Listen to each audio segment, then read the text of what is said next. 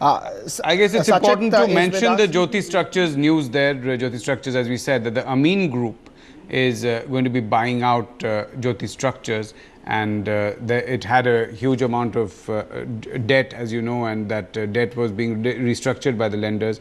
So what has been now declared is that the Amin Group is going to be buying it out, and they will invest about 500 crore for majority stake, which will give them about 26% promoter stake, 23% promoter stake in Jyoti Structures. That's why that stock has moved up after a long time. But Jyoti Structure. Go ahead, Pankaj. Right, Jyoti was also up about 20% yesterday, so it's up about 32% in the last two trading session. Sachit, any view on any mid-cap names, any small-cap names, anything that you like even after the recent up move? Well, the mid-cap names are definitely in the limelight. From this space, we like stocks like Godrej Properties, M&M Financials, Bata, Emami. These are a couple of names that we are liking, and we continue to hold our positive bias on the same. If you look at Godrej Properties, for say, we have already seen a good breakout in yesterday's session from a pennant formation, which is indicating a price target of around 415. It's a very good opportunity, even at this point of time, keeping a stop loss at around 355. We are optimistic on this particular counter. Right, Godrej Property. I mean, is it a call because, names like DLF, Indiabulls Real Estate, all of them have done well. So, maybe Godrej Property plays a catch-up? Well, absolutely, yes. If you look at the broader trend, we have already seen a good consistent up move from the levels around 280. The stock has been, seeing consistent volume built-ups at important junctures. So we expect this particular infra realty space to pick up here, and we expect further extension of this particular move. Could I, Sachin, I want to ask you about a few counters. I don't know if you track them. Suzlon Energy and Unitech. Well, we do track Unitech, but a counter like this is something that is always a trader's favorite. Surely, this counter has been in momentum. We have really not seen a bigger change in trend. The major trend still remains down. It is one of the weakest one. But if you look at the immediate up move, I think 8.5, 811 would be an important resistance for this particular stock. So if you look at the recent momentum, I think a trade could be available with a stop loss marginally below 7 and the expectation of a move up to 8.5. 8.5 trade on Unitech there. All right, Hindalco. A lot of movement up, is at a 3-month high. What's your call on that? Well, metal per se, what we have seen is that we have already seen a strong rally in the metal stocks, and some of them have started correcting, especially a stock like Tata Steel, because of its company news, has been drifting down. But if you look at Hindalco, we expected some kind of a resistance around 125 levels, but that particular move has been extended further. So the momentum is very strong here. We expect this particular stretch to continue up to 140. We are not very aggressive. It's a trading call. In fact, stop loss can be placed around 130, which will be the previous day's low, and one can participate in this ongoing momentum. Okay, I have a stock. I wonder whether you track it, and that's Amtech Auto. Again, a 3-month high.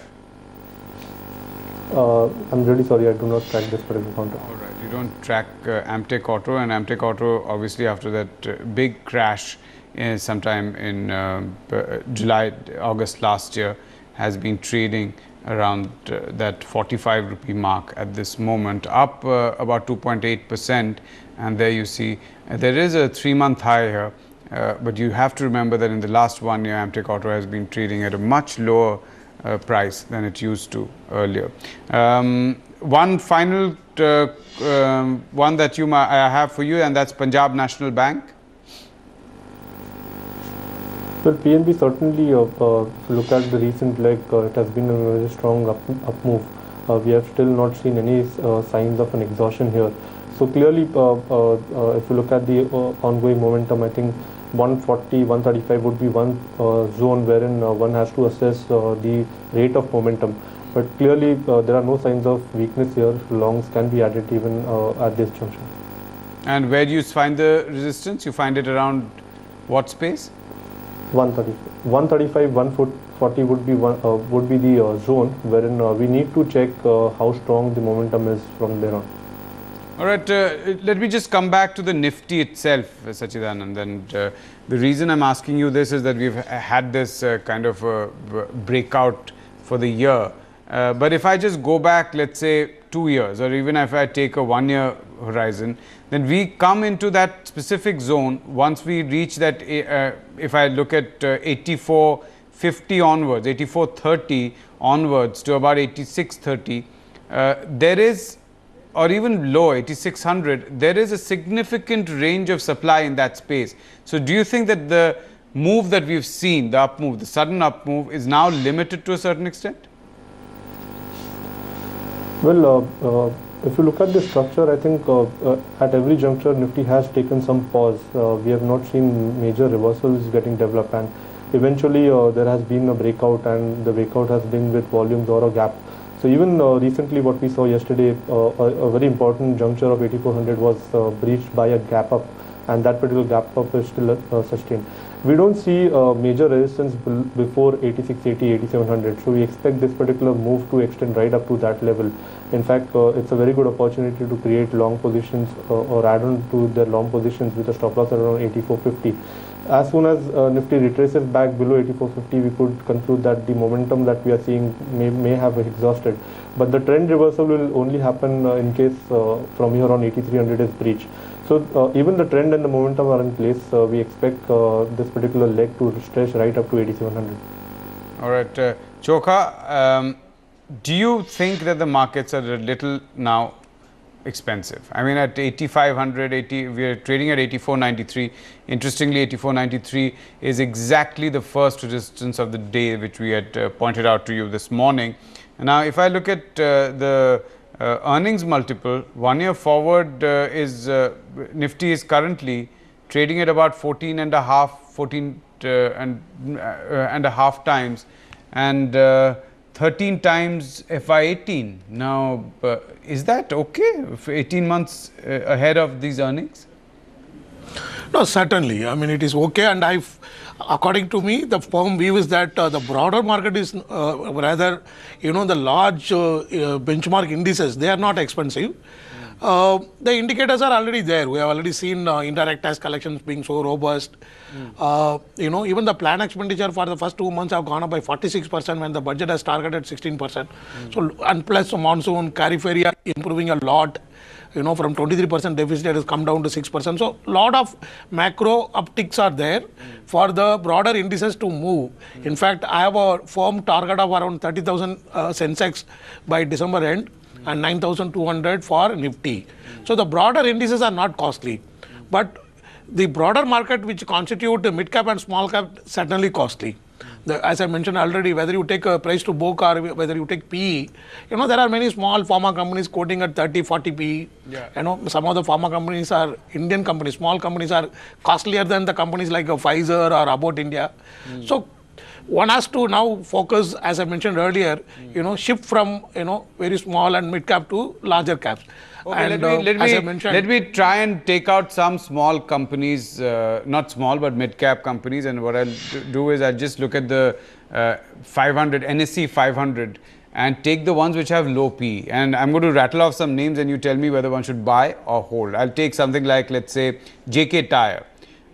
If you look at its consolidated earnings and work out the FY18 price to earnings, then it's trading at about 3.9 times. What is your view? No, in fact, we have a buy call, we hold the stock also, but still I am not buying it right now. I am pushing more towards MRF. You are right, it in terms of valuation looks cheap, but what I am not able to understand is that the takeover of tire company from Kesoram, the management has said that, JK Tyre would invest only 450 crore and other group companies would invest, the balance of more than 1500 crore. But I am not able to believe that because, JK Tyre being a core tire company, ultimately some burden might come to JK Tyre, and also we believe that there are thousands of excess laborers in Kesoram Tyre, and we know in this country it is so tough, when you inherit excessive labor force, to deal with them is not that easy job. So therefore, I would not say sell, but one can hold those who bought. But if anybody wants to buy tire stock, I would say that one should go for MRF Tire, the leader in the market and a single digit PE. Okay, MRF Tire, you're saying one should buy. Okay, let me take something like Syntex Industries. Again, similar FY18 PE. I don't buy Syntex. I mean, I don't like a company like Syntex. The kind of leveraging, I am not able to understand, for a textile company and a plastic processor. So this kind of, balance sheet model is not convincing at all. And second reason is that, the derivatives of oil are major inputs for its plastic processing business. And all of us know the oil price already increased by about 80% from the 12-year low which we saw in Jan, February. So therefore, for every rise, I would sell Syntex rather than buying it. Okay, in the media entertainment space, there's an Eros International, right? Again, single digit PE. Some of these stocks, the market seems to be very right. That's quite surprising. Because of, the governance issue raised, it has been punished. And certainly, if you look at the pure numbers, yes, it is very cheap. So therefore, risk-taking people can buy. Those who believe that the management can change itself can buy with some risk. Okay, I'm going to take something which is, something which is trading at an expensive rate. And it's important for viewers to understand that just looking at PE doesn't tell you anything. It's important to then look at the company. Let's say Eicher Motors. Now, Eicher Motors is FY17 30 times, 32 times, FY18 25 times. Now, I'm looking at the consolidated numbers here. But still, is it still worth buying? No, basically, I would like to share my learning. The retail investor should love tomorrow's multi-bagger, not today's multi-baggers. Okay. In the market, there are only two types of people. One set like today's multi-bagger, so that, if they jump, they can sell and make money. And gullible investors can get exploited. And the second set, like tomorrow's multi-bagger. It's a great company, but if you stretch beyond 2-3 years, it's a great multi-bagger. And the PE also 25 PE on FY18, but you just see, what is the kind of profit growth assumed in FY17 over 16 and then FY18 over 17. I have my own doubt whether on such a large base, whether Eicher Motor can have that kind of profit growth. So you're therefore, the actual PE would be much higher. The estimates are too optimistic. That's your belief. Yeah, and if you see few months back, or maybe 4-5 months back, the same stock also fell. If my memory is right, almost around 7,000-8,000 rupees per share. So don't miss the. If you miss the bus, try to wait and take another bus which is empty. Don't take a risk of life by jumping onto the bus which is already on the momentum. So give us 3 buses that viewers should take and maybe buy today so that they can hold them for 1 or 2 years. In the business of business television, we don't ask people to hold for 20 years because then they'll shut off our channel and come back 20 years later. So the best I can give you is 2 to 3 years. No, absolutely right. Even for 2 to 3 years, those days are gone. Just buying and forgetting. Things can change. Who expected the oil price to crash to $27? Yeah. So you may buy with a perspective of 2-3 years, but definitely keep the watching. fundamentals you have to check regularly. So one stock I can recommend is Vindhya Telelink. It's around 7-8 PE. The value of investment in group companies 2 times its current market cap. And second stock is RCF. I firmly believe that from this level it can give anywhere around 20% return. That's Rashtriya Chemicals and Fertilizers? RCF fertilizer company. Yeah. In the long term, it can be a multi-bagger. It has got a plant. All of us know the plant in the midst of Mumbai city. There's been a lot of pollution issues also, and all the recent expansions are happening, in Orissa plant. So, I believe, in the very long term, there can be possibility of even unlocking money from the land bank. Okay. And third stock. We have also personally invested recently in MRF. I believe that in 3 to 5 years, each stock should be worth more than 65,000 rupees. In fact, 3-4 years back when I mentioned 36,000 target, when it was trading at 8,000, very few believed it. Now I have a firm conviction because, this company MRF has taken 50 years to reach 5,000 crore turnover, but in the last 5 years it has reached 15,000 crore. Now it is expanding nearly 5,000 crore on capex, and almost nearly 70% of the turnover is from the replacement market. You know So what? these are they the need three to names do I is can do share. 1:100 stock split. No one wants to. If that happens overnight, it can jump. Yeah. Fourth stock where we also invested personally, JB Chemical. Okay. It's one of the most attractive, mid-sized pharma companies. I firmly believe in the idea. I have invested personally also. These are the four names. I believe there is a lot of safety in the stocks. So for our viewers, very important, JB Chemicals, definitely important, because that is where Chokha money is, where his mouth is. Otherwise, Chokha believes in the third type of person in the stock market. As he said, that those who believe in tomorrow's multi-baggers, those who believe in today's multi-baggers, and there's the third type who believes in working for you to find those multi-baggers, but makes money from the money that you spend. But Chokha has put his money where his mouth is, JB Chemicals. Anything else that you want to disclose, Chokha? Disclosure, I hold MRF and JB Chemical. All right. And most stocks which I recommend on media, we buy for our clients already. Yeah. But I can say that, when we want to sell, we don't come on media to give buy recommendation. All right. Okay. Thank you so much, Chokha. Let me get the disclosures from Sachidanand as well. Well, the stocks that we have discussed, we have recommended them to our clients. All right. Thank you, gentlemen. Pleasure talking to you, and hope to see you back soon. Let's take a break. The Nifty is currently trading at 84.90, so it's slightly below the first resistance. Samir Arora is coming up next.